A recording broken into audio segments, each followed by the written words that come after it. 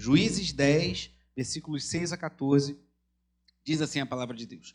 Os filhos de Israel tornaram a fazer o que era mal aos olhos do Senhor e adoraram os Baalins, Astarote, os deuses da Síria e os de Sidom, de Moabe, dos filhos de Amon e dos filisteus.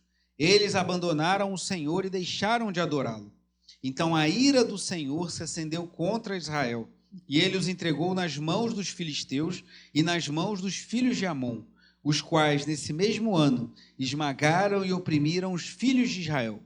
Durante 18 anos, oprimiram todos os filhos de Israel, que estavam do outro lado do Jordão, na terra dos amorreus, que está em Gileade. Os filhos de Amon passaram o Jordão para lutar também contra Judá, contra Benjamim e contra a casa de Efraim, de maneira que Israel se viu muito angustiado. Então os filhos de Israel clamaram ao Senhor, dizendo: pecamos contra ti, porque deixamos o nosso Deus e adoramos os Baalins.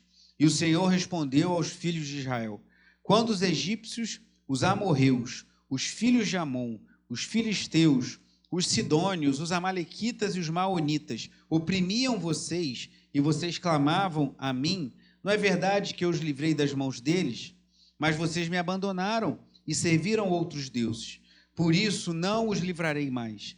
Vão e clamem aos deuses que vocês escolheram, que eles os livrem no tempo do aperto. Leia o versículo 14 em voz alta. Vão e clamem aos deuses que vocês escolheram, que ele os livrem no tempo do aperto. Oremos. Pai amado, Pai bendito, estamos diante da Tua palavra, que é lâmpada, que é luz. Senhor, louvado seja o Teu nome pela oportunidade, pelo privilégio de nos reunirmos para Te adorar.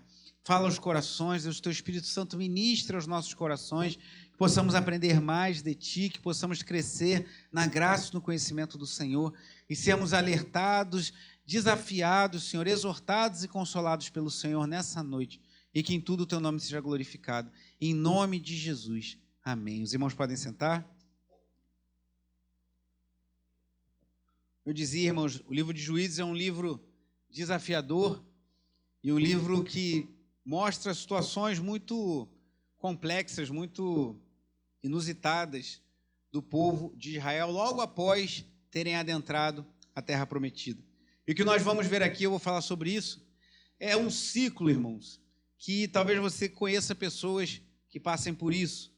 Algumas pessoas têm familiares ou amigos que passam, por exemplo, com problemas com drogas ou com alcoolismo, e às vezes essa pessoa tem dificuldade em se manter limpo, como alguns dizem, e caem frequentemente. Às vezes a pessoa consegue ficar livre das drogas ou livre do álcool por um período, mas logo acaba tendo uma recaída, e alguns vão a centros de tratamento, passam por um período de desintoxicação, ficam melhor e algumas vezes caem novamente e se veem envolvidos com as drogas ou com o alcoolismo, e esses ciclos acabam se tornando frequentes na vida de algumas pessoas com esse tipo de problema.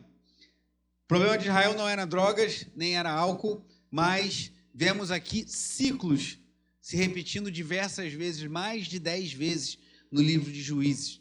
O povo pecava contra o Senhor, o povo se rebelava contra Deus, Deus trazia juízo, o povo clamava a Deus, Deus levantava um juiz, que era um libertador, via um tempo de descanso, daqui a pouco o povo pecava novamente. Mas será que a paciência de Deus tem limite?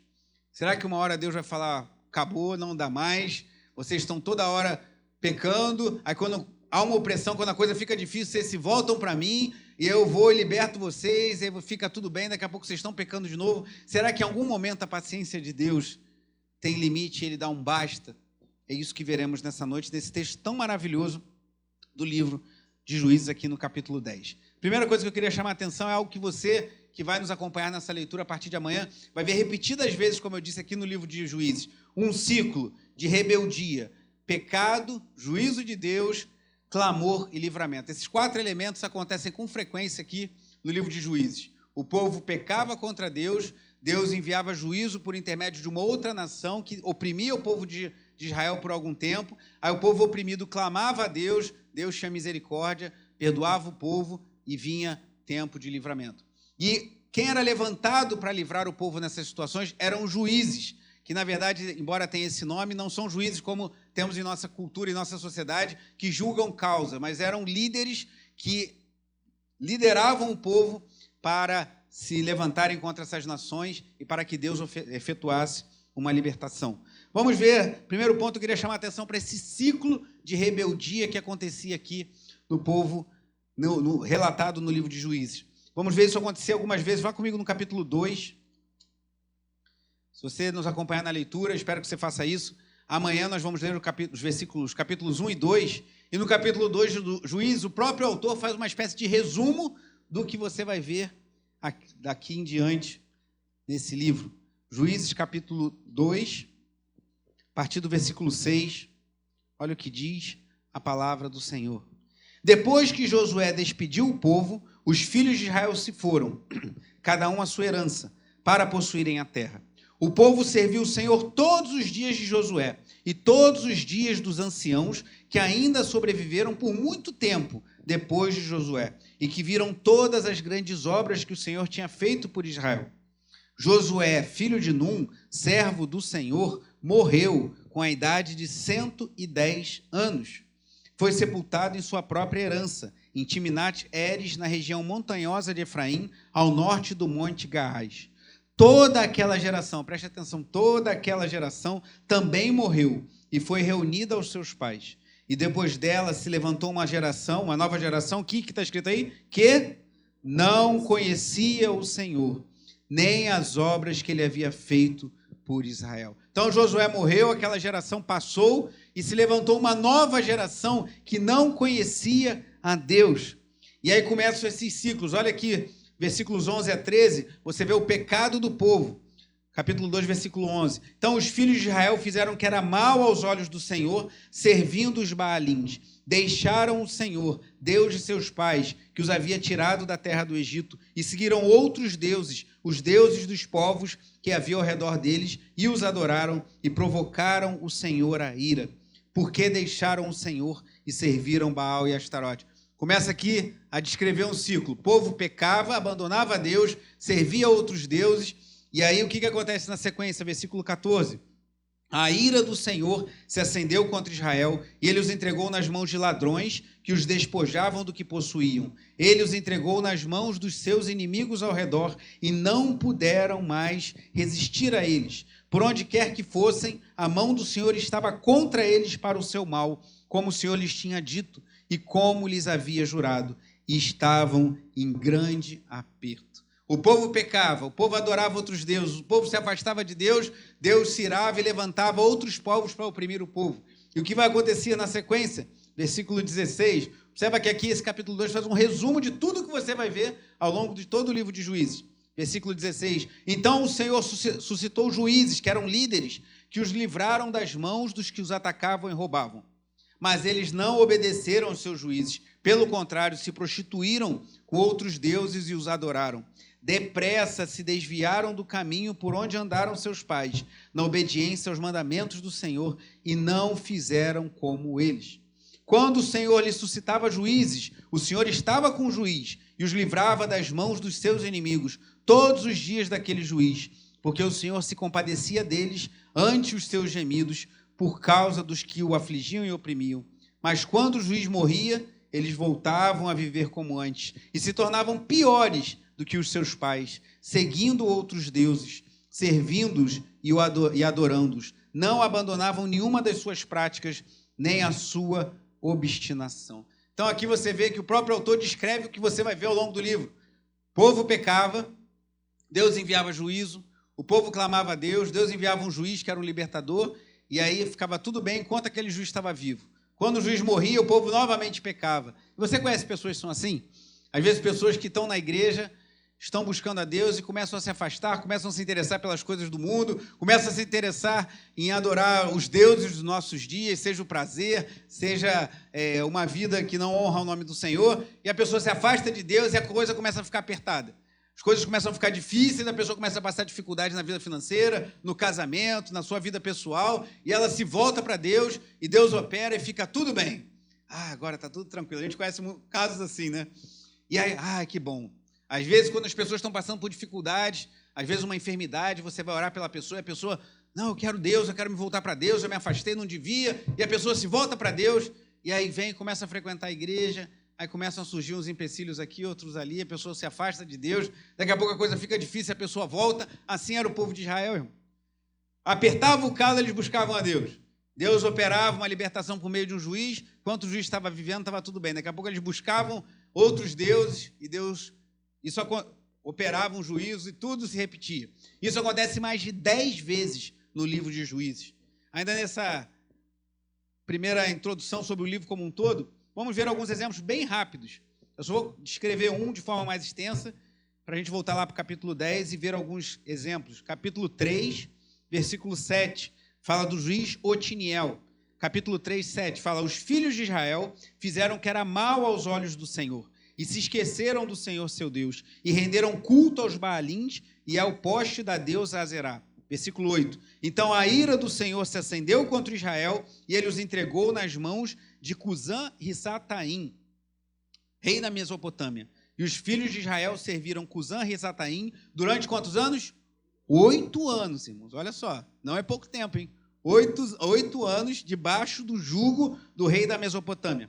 Os filhos de Israel clamaram ao Senhor, e o Senhor lhes suscitou um libertador que os libertou. Esse era o juiz Otiniel, filho de Kenaz, que era irmão de Calebe e mais novo do que ele. O Espírito do Senhor veio sobre ele, e ele se tornou juiz de Israel. Foi para a guerra, e o Senhor lhes entregou nas mãos Cusã-Risataim, rei da Mesopotâmia, contra o qual ele prevaleceu.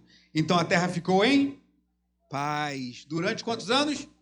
Olha que bênção, 40 anos. Otiniel, filho de Kenaz, morreu. Então, tudo em paz, tudo bem durante 40 anos. Mas o juiz, o libertador, morreu, e olha o que diz o verso 12. Os filhos de Israel fizeram o quê?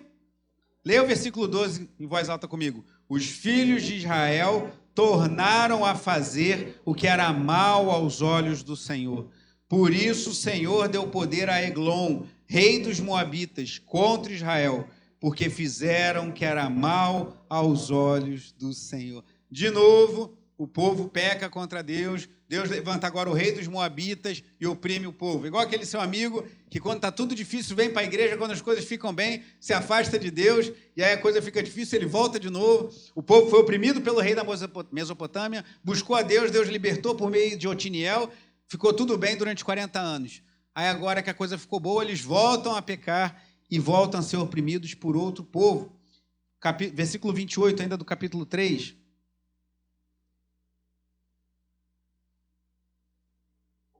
E lhes disse: sigam-me, porque o Senhor entregou nas mãos de vocês os seus inimigos, os moabitas.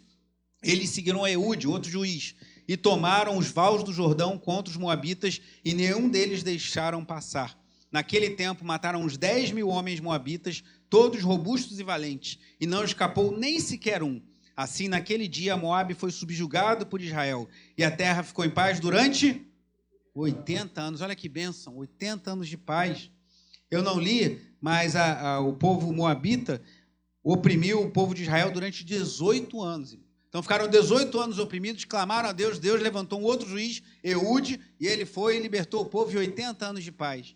Mas o que acontece depois dos 80 anos? Eu vou ler só o versículo 1 do capítulo 4. Os filhos de Israel tornaram a fazer o que era mal aos olhos do Senhor depois da morte de Eude. E aí tudo de novo. São oprimidos por um povo, clamam a Deus, Deus levanta o libertador, liberta o povo e o povo fica em paz. Aí o que acontece? Capítulo 6, versículo 1.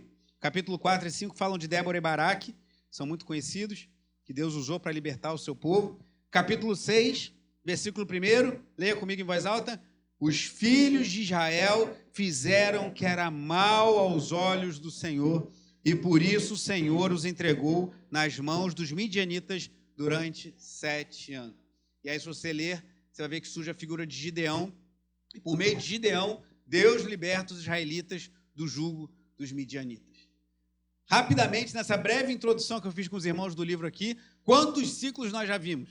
Quantas vezes nós vimos aqui o povo se rebelando contra Deus, Deus enviando o juízo, o povo se arrependendo, buscando livramento, Deus envia um juiz e fica tudo em paz, daqui a pouco o povo peca de novo. Será que a paciência de Deus tem limite? Será que uma hora Deus vai falar, agora dou um basta, não dá mais, porque cansei de toda hora vocês virem a mim e eu falar, e eu livrar, e vocês virem de novo, e eu livrar. É isso que nós vamos ver lá no capítulo 10, irmãos. Primeiro ponto que eu trouxe, esse resumão aqui, esse ciclo de pecado, juízo, clamor e livramento. Pecado, juízo de Deus, clamor do povo, livramento de Deus e paz. Pecado, juízo, clamor e livramento. E aí, quando chega no capítulo 10, o que vai acontecer, como nós lemos no início? Capítulo 10, versículo 6. Os filhos de Israel tornaram a fazer o quê?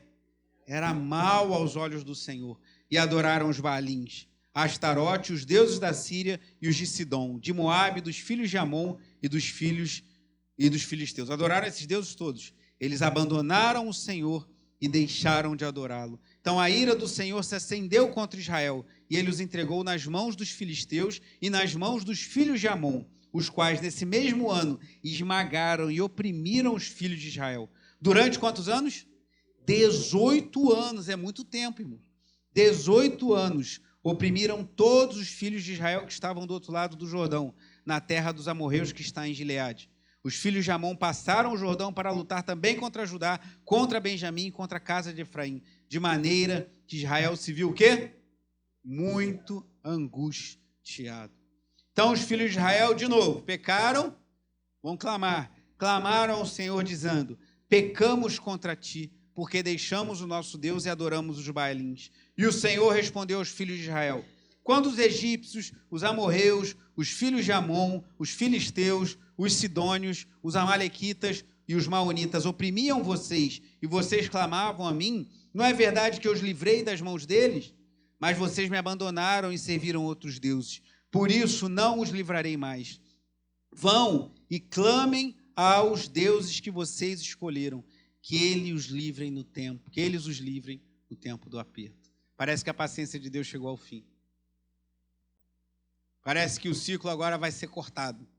Deus falou para aquele povo: várias vezes vocês buscaram e se desviaram, e eu tive misericórdia. Mas vocês não buscaram esses deuses, agora clamem a eles. Tem pessoas que, quando está tudo bem, vão buscar orientação em tudo que é lado. Vão um pouquinho buscar orientação num centro espírita, vão buscar orientação nas cartas, vão buscar orientação nos búzios, vão na igreja, vão numa igreja que tem revelação, vão numa igreja mais tradicional, vão em tudo quanto é lugar. É quando a coisa aperta que se volta para o único Deus vivo e verdadeiro. Quem sabe Deus pode falar como falou para aquele povo: agora vai lá, busca aqueles deuses. Se eles não foram atrás daqueles deuses, busca eles agora, na hora do aperto. Será que a paciência de Deus encerrou? Será que é o fim do povo de Israel? Vamos ler o texto que continua dizendo assim, versículo 15. Mas os filhos de Israel disseram ao Senhor: nós pecamos, faze-nos tudo o que te parecer bem, mas, por favor, livra-nos ainda esta vez. E tiraram os deuses estranhos do meio de si e adoraram o Senhor. E lê o final do versículo 16. E ele já não pôde reter a sua compaixão diante da desgraça de Israel. Esse versículo é lindo, irmãos. Algumas pessoas falam que o Antigo Testamento só tem juízo e o Novo Testamento é o tempo da graça. Mas nós vemos juízo no Novo Testamento e graça também, e graça e juízo no Antigo. E esse versículo é uma das evidências disso. Nós sabemos que nosso Deus é todo poderoso. Ele pode todas as coisas, ele tem todo o poder, ele criou todas as coisas. Pela sua palavra, tudo que existe veio a existir. Cantamos há pouco: nosso Deus é soberano, criou os luminares, criou todas as coisas.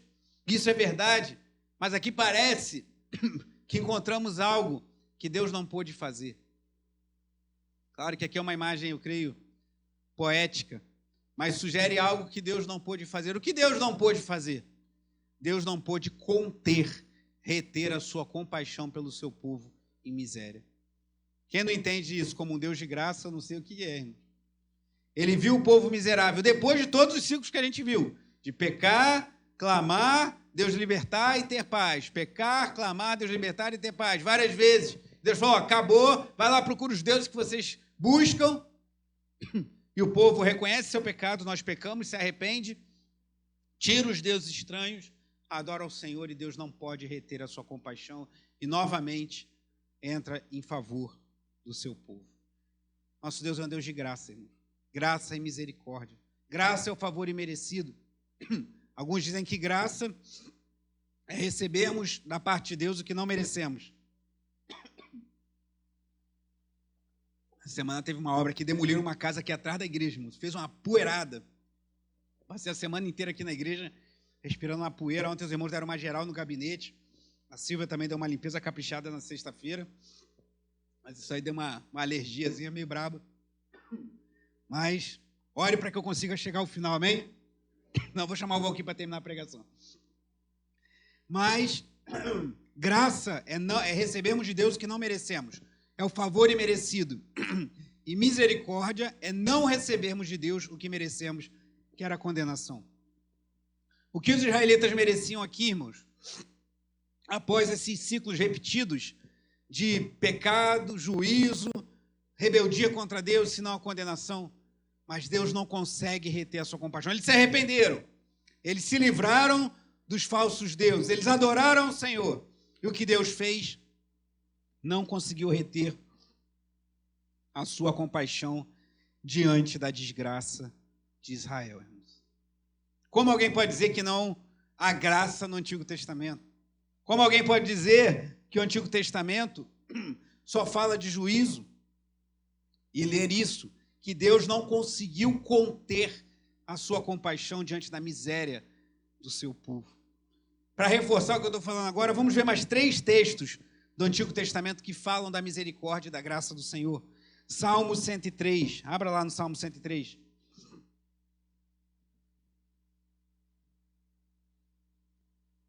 Salmo 103.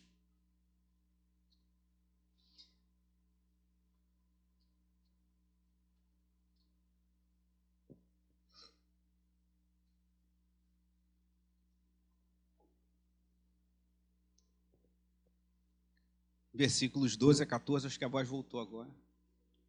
Eu já fui meio fominha, né, irmãos? Eu ministrei o louvor de manhã, eu preguei de manhã, eu dei aula na escola dominical, dei aula para os novos membros e estou pregando. E se tivesse outro culto, tivesse que pregar, eu pregava de novo, que é muito bom, irmão, mas a voz às vezes não acompanha a gente. Salmo 103, versículos 12 a 14. Leia em voz alta para poupar minha voz, por favor. Versículos 12 a 14, bem alto. Quanto...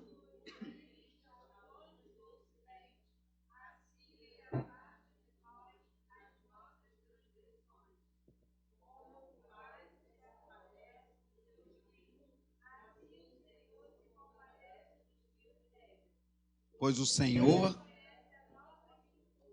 e sabe que somos pó.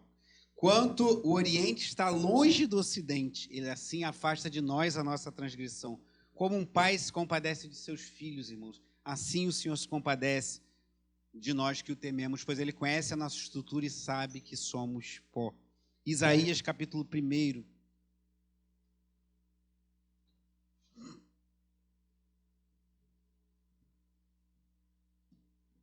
Texto lindo também, da graça de Deus, lá no livro do profeta Isaías, versículos 18 a 20. Isaías, capítulo 1, versículos 18 a 20. Leia em voz alta também, por gentileza. O Senhor diz... Vamos todos juntos, então. Isaías 1, 18 a 20. O Senhor diz...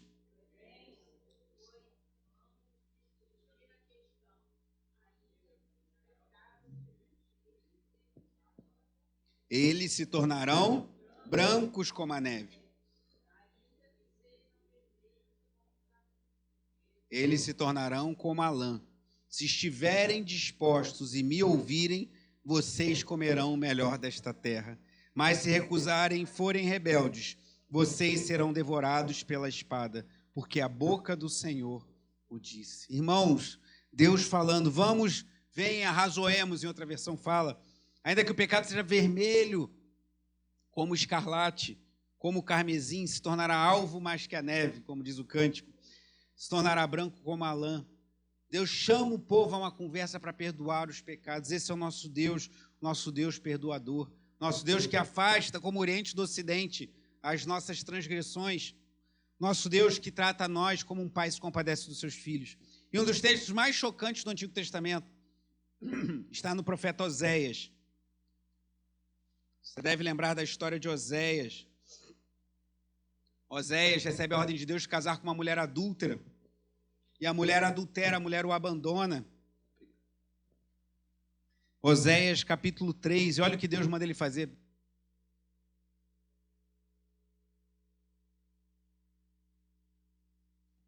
Oséias capítulo 3. Essa mulher que traiu Oséias, que adulterou, olha o que Deus fala. Oséias 3, versículo 1. O Senhor me disse, vá outra vez, ou seja, volte a amar. E ame uma mulher que é amada por outro e é adúltera, assim como o Senhor ama os filhos de Israel, embora eles olhem para outros deuses e amem bolos de passas. Quer dizer, Deus faz uma analogia com um homem que a sua mulher o traiu e manda amá-la como Deus ama o seu povo. E sabe o que acontece? Versículo 2. Assim comprei-a por 15 peças de prata e 150 quilos de cevada. E eu disse a ela, você vai ficar comigo por muito tempo. Você não deve se prostituir, nem se entregar a outro homem. E eu farei o mesmo em relação a você. Olha a graça de Deus. Deus manda aquela mulher que adulterou, que se prostituiu, que foi possivelmente vendida como escrava, que o profeta vá lá e pague para tê-la com ele novamente. Isso é a graça do Senhor. E ainda aqui em Oséias, vai até o capítulo 11.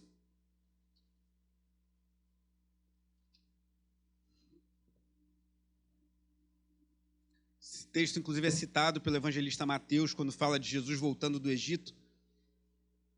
Oséias 11, versículo 1. Quando Israel era menino, eu o amei, e do Egito chamei o meu filho. Quanto mais eu o chamava, tanto mais se afastavam de mim. Sacrificavam a Baalins e queimavam incenso às imagens de escultura. Mas fui eu que ensinei Efraim a andar. Tomei-o nos meus braços, mas eles não entenderam que era eu que os curava. Atraí-o com cordas humanas, com laços de amor. Fui para eles como quem alivia o jugo de sobre o pescoço e me inclinei para dar-lhes de comer. A graça, o amor de Jesus, o amor de Deus, lá no Antigo Testamento. Deus fala, eu atraía meu povo para junto de mim, mas eles se afastavam. Eu trazia com cordas humanas, com laços de amor, mas eles iam e adoravam outros deuses. Esse é o Deus que não consegue reter a sua compaixão, irmãos. Isso deve nos constranger. Que Deus é maravilhoso. Quantas pessoas você encontra assim, que às vezes no final da vida estão sem esperança e precisam receber uma palavra de perdão. Quem sabe você vai ser enviado, talvez nos próximos dias, para chegar diante de alguém que, assim como os israelitas, lá em Juízes, muitas vezes se voltou para Deus na hora do aperto e quando as coisas melhoraram, se afastou do Senhor. E talvez a pessoa ache que não tem mais jeito, mas o nosso Deus não retém a sua compaixão. E você pode falar, assim como o povo de Israel fez a mesma coisa que você está fazendo, eles se arrependeram, reconheceram seus pecados, abandonaram seus ídolos, se voltaram para Deus e Deus os perdoou. Nosso Deus é maravilhoso, irmãos. Há um termo na teologia que é a graça irresistível. Quando a graça de Deus nos alcança e nós não conseguimos resistir a Ele. E aqui parece que é uma compaixão irresistível, mas não em relação a nós, em relação ao Senhor. Ele não resiste à sua própria compaixão e Ele vem salvar seu povo novamente. Louvado seja o nome de Deus, irmãos. Mas como Deus vai fazer? O que Deus vai fazer de agora em diante? O povo vacilou, errou de novo. Deus falou que não ia salvar mais. O povo pediu só essa vez, abandonou os falsos deuses, se arrependeu dos seus pecados, pediu perdão a Deus. O que Deus vai fazer agora? E aí entra uma outra característica do nosso Deus. Deus usa, por vezes, caminhos improváveis. Às vezes Deus parece que gosta de confundir a nossa cabeça. E aqui talvez você pensar, Deus vai levantar um homem poderoso, cheio de dinheiro, cheio de poder, que todo mundo gosta dele, para libertar o seu povo. Mas olha o que Deus faz. Volte lá para Juízes, capítulo 10.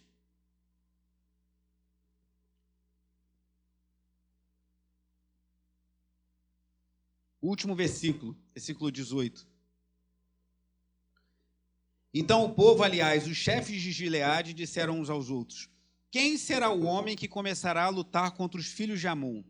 Quem fizer isso será o chefe de todos os moradores de Gileade. E aí aparece uma figura aqui. Jefté, o gileadita, era homem valente, porém filho de uma filho de uma prostituta. O pai dele também se chamava Gileade. Gileade também teve filhos da sua esposa. Esses filhos cresceram e expulsaram Jefté, dizendo: você não herdará nada na casa de nosso pai, porque é filho de outra mulher. Ou seja, ele era filho de uma relação extraconjugal de Gileade com uma prostituta. E os irmãos falaram: você não tem herança aqui não. Você é filho de uma prostituta, é nosso irmão parte de pai, mas você não tem nada aqui conosco. Versículo 3. Então Jefté fugiu da presença de seus irmãos e foi morar na terra de Tobi. Ali alguns homens sem valor se juntaram a ele e o seguiam. Passado algum tempo, os filhos de Amon entraram em guerra contra Israel. Quando os filhos de Amon atacaram, os anciãos de Gileade foram buscar Jefté na terra de Tobi. E disseram a Jefté: venha ser o nosso chefe, para podermos lutar contra os filhos de Amon. Porém Jefté disse aos anciãos de Gileade: vocês não são aqueles que me odiaram e me expulsaram da casa de meu pai? Por que vêm a mim agora quando estão em aperto? Os anciãos de Gileade responderam a Jefté: é por isso que agora estamos voltando a você. Venha conosco e lute contra os filhos de Amon. Seja o nosso chefe sobre todos os moradores de Gileade. Olha como é que são as coisas, né? Na hora que ele era para receber herança, o povo desprezou ele e mandou ele embora. Mas na hora do aperto, voltaram para ele. Isso não é parecido com o que eles fizeram com Deus? Na hora que estava tudo em paz, eles esqueceram de Deus. Eles abandonaram Deus. Eles desprezaram Deus e buscaram outros deuses. Mas na hora do aperto, eles se voltaram para Deus. Essa é a natureza humana, irmãos. Esse é o meu coração, o seu coração, que quer buscar Deus só na hora do aperto, despreza Jefté, que é filho de uma prostituta, e depois vai lá buscar ele, porque ele pode nos ajudar. Mas Jefté foi. E Jefté ficou conhecido porque, além de ser filho de uma prostituta, além de ter sido desprezado pela sua família, ele ainda fez um voto de tolo. Você lê no versículo 11, no capítulo 11, você vai ler isso. Eu não vou ler agora para ganharmos tempo. Mas se você acompanhar-nos na leitura, ao longo dos próximos dias você vai ler. Esse homem tolo fez um voto desnecessário com Deus. E ele falou: se eu vencer a batalha, a primeira pessoa que vier ao meu encontro eu oferecerei em sacrifício ao Senhor. E ele foi, e ele venceu a batalha. E quem foi a primeira pessoa que veio ao seu encontro? Sua filha única. Ele só tinha uma filha. E esse tolo homem que ia ganhar, por que ele ia ganhar, irmão? Não é porque ele era bom, não é porque gostavam dele, não era porque ele era poderoso, é porque lá atrás Deus não reteve a sua compaixão e Deus ia salvar o seu povo. Ele não precisava fazer esse voto idiota, com perdão da expressão. Mas ele fez. E aqui que ele fez? A sua filha veio ao seu encontro, ele ficou desolado, e a sua filha nunca casou, e ele certamente, como era filha única, não teve descendência por causa do seu voto de tolo. Então, o homem que agiu de forma tola, o homem que era desprezado, o homem filho de uma prostituta, foi usado por Deus para que seu povo fosse liberto. Isso não dá um nó na cabeça? Pensa, meu Deus, como Deus usa, Deus não escreve certo por linhas tortas, Deus escreve certo por linhas certas, pois tudo que Deus faz é certo. Então não fale isso. Deus escreve certo por linhas tortas. Deus não faz nada torto. O homenzinho torto, Deus endireita, como diz o Cântico das Crianças. Deus escreve certo por linhas certas, mas seus caminhos são insondáveis. Então não se surpreenda de ver Deus usar pessoas que você nem imagina como instrumentos na sua vida ou na vida de outrem para trazê-los de volta para a sua presença. Um filho de uma prostituta, um homem impulsivo que fez um voto desnecessário e condenou sua filha, de certa forma, a um isolamento, foi usado por Deus. Mas não porque ele era bom, não porque ele era esperto, não porque ele era poderoso, mas porque Deus não reteve a sua compaixão e Deus ia salvar o seu povo. O ciclo, irmãos, dos israelitas em Juízes, é o ciclo que o meu coração e o teu coração, se deixados a navegar livremente à deriva nos mares dessa vida, vão seguir, irmãos. Porque nós, por natureza, somos pecadores e, por natureza, nos afastamos de Deus. Por natureza, nos encantamos com os deuses dos nossos dias. Talvez não seja o Deus de Amon, o Deus de Moabe, o Deus dos filisteus, o Deus Moloque, que recebia sacrifício de crianças. Embora em nossos dias tenhamos um culto a Moloque, só que o culto a Moloque era oferecido fora do ventre, agora o culto a Moloque é oferecido dentro do ventre. em que a nossa cultura quer que se ache normal matar crianças dentro do ventre da sua mãe. Isso é abominável aos olhos do Senhor. Só que naquela época eles tiravam as crianças e entregavam uma estátua em chamas, incendiada, e ao som de tambores tocando muito alto para não ouvirem o grito das crianças, as crianças eram consumidas pelo fogo nos braços da estátua de Moloque. Daí vem a palavra moleque. Então acho que não é muito adequado você chamar seu filho, nem qualquer criança, de moleque.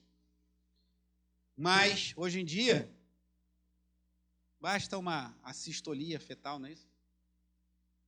O culto a Moloque tem outra forma, mas continua sendo abominação aos olhos do Senhor. Você não vai ver o culto, talvez, ao Deus dos Moabitas ou dos Amonitas, mas você vai ver pessoas cultuando o seu corpo e querendo fazer de tudo no corpo, achando que vão ganhar juventude eterna. Juventude eterna só nos novos céus e nova terra, meu irmão, minha irmã. O corpo envelhece. A gravidade está aí agindo, ela vai atuar em nossos corpos. Não seremos jovens para sempre. Teremos um corpo glorificado que durará para sempre. Mas esse corpo vai se degenerar. Conforme-se a isso. E tem pessoas que cultuam o seu... Uma coisa é você cuidar da saúde. Outra coisa é você cultuar o seu corpo. O consumismo, o status, a vontade de aparecer, de ter tudo mais caro e do melhor para mostrar para os outros que você pode. Tolice. Mas Deus é misericordioso. Mesmo a gente agindo com o nosso coração tolo, que segue esses deuses... Mamon, Jesus disse, não se pode servir a Deus e as riquezas. Não se pode servir a dois senhores. Se você quiser viver em função das riquezas, se você quiser ser alguém que dedique-se a ser uma pessoa rica, não que a riqueza em si traga um mal. O amor ao dinheiro é a raiz de todos os males, não o dinheiro. Mas, se se tornar um ídolo, Mamon, você não vai poder servir a Deus e a Mamon. Os ídolos estão expostos diante de nós. E precisamos fazer uma reflexão, mas se nos voltarmos para Deus de coração, mesmo tendo, assim como os israelitas, caído e fraquejado muitas vezes, mas nos arrependendo dos nossos pecados, abandonando os falsos ídolos e adorando o único Deus vivo e verdadeiro, Ele é misericordioso para nos salvar. E Deus nos salva, não nos salva por intermédio de um tolo que faz um voto de tolo e compromete o futuro da sua filha, de um filho de uma prostituta. Mas Deus nos salva de uma forma também inusitada, através de um homem que veio, que era Deus Emanuel, Deus conosco. Um homem que nasceu de uma virgem, que nós não cremos que permaneceu virgem, muito menos seria corredentora do nosso Salvador com ele. Mas um homem que nasceu e que viveu e que não teve pecado, viveu numa região pobre, viveu na Judéia, numa época em que Judá era oprimido não pelos filisteus, nem pelos amonitas, nem pelos moabitas, mas pelo Império Romano. Jesus Cristo, nosso Salvador, é o nosso libertador. Ele é aquele que nos liberta, não da escravidão de Amon, de Moabe, mas da escravidão do pecado, da morte e do diabo. Deus já enviou o libertador e basta crermos nele, crermos que Jesus Cristo é o Senhor, que ele morreu na cruz, que ele ressuscitou ao terceiro dia, que ele subiu aos céus e ele vai voltar para nos buscar. Confessarmos com os nossos lábios, Jesus Cristo é o Senhor, e em nosso coração cremos que Deus o ressuscitou dentre os mortos e seremos salvos. Aqueles que assim não fizerem, receberão o juízo de Deus no tempo certo. E nós precisamos anunciar isso. Anunciar que o nosso Deus é um Deus misericordioso, é um Deus que não retém a sua compaixão, é um Deus que com cordas humanas e laços de amor está sempre atraindo o seu povo para junto de si. Mas é um Deus justo, é um Deus santo, é um Deus que no devido tempo vai executar o seu juízo sobre toda a terra. E aqueles que não se arrependerem dos seus pecados e não colocarem sua fé, não no pastor, não na igreja, não na denominação, não no diácono, não numa pregação, mas não colocarem a sua fé no verdadeiro libertador do povo de Deus, Jesus Cristo, o Senhor, serão condenados eternamente. Precisamos falar sobre isso.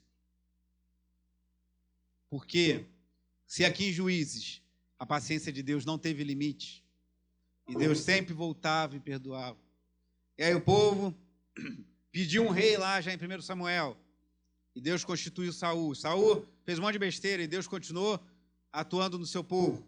E aí veio Davi, o homem segundo o coração de Deus. Aí veio Salomão, aí o povo se dividiu, reino do norte, reino do sul, em Roboão, filho de Salomão. E aí vieram se degenerando, e o povo do norte foi levado cativo à Assíria. E aproximadamente um século depois, o povo do sul, Judá e Benjamim, levados para a Babilônia, onde permaneceram 70 anos, e Deus, por misericórdia, os trouxe de volta. Deus é misericordioso, a sua paciência é enorme. Então aqui vemos que a paciência de Deus não terminou, mas uma hora o juízo de Deus vai ser irreversível. Quando Jesus Cristo voltar, aqueles que não tiverem se arrependido dos seus pecados, abandonado seus falsos ídolos e colocado sua confiança nele, ali não vai ter mais volta. Então aqui a gente viu que a paciência de Deus se estendeu, Deus esticou a corda mais uma vez, mas uma hora essa corda vai ser cortada. E aqueles que não crerem em Jesus Cristo como Senhor e Salvador das suas vidas, não mais terão acesso a Deus como gracioso, misericordioso e libertador, mas somente como justo juiz que retribuirá a paga dos seus pecados. Precisamos do libertador, irmãos. Que não é Jefté, o tolo, filho da prostituta.